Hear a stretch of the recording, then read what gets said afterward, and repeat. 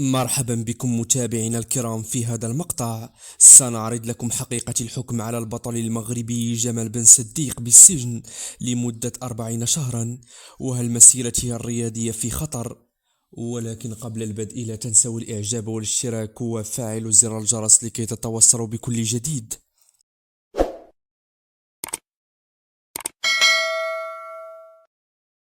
أصدرت محكمة الاستئناف بأحد المدن البلجيكية هذا الأسبوع حكما بالسجن في حق البطل المغربي في رياضة الكيك بوكسينغ جمال بن صديق بعد إدانته بتهمة غسل أموال تزيد عن 1.23 مليون يورو.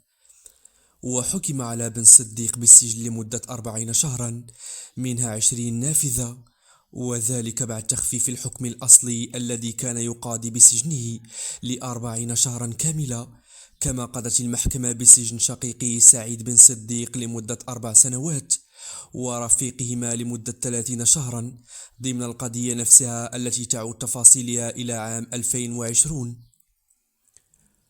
التحقيقات كشفت عن شبكة منظمة لغسل الأموال استخدمت فيها العقود الوهمية والرواتب المفبركة والقروض غير القانونية تحت إشراف مدرب هولندي يدعى كريم.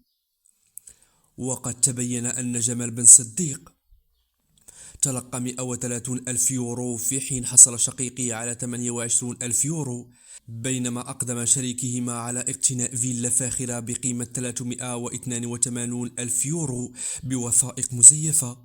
وشكلت مداهمة الشرطة للفيلا في يونيو 2022 نقطة تحول في القضية، بعد اكتشاف أكثر من نصف مليون يورو نقدا داخل حقائب مزدوجة، ما اعتبر دليلا دامغا على عملية التبييض.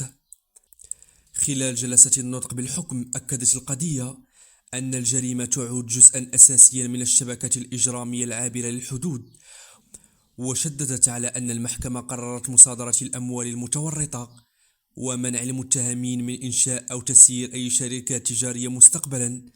كما أشير خلال المرافعات إلى أن البطل المغربي سبق له التورط في قضايا تتعلق بالمخدرات، ما أثر على تقديم المحكمة لوضعه القانوني.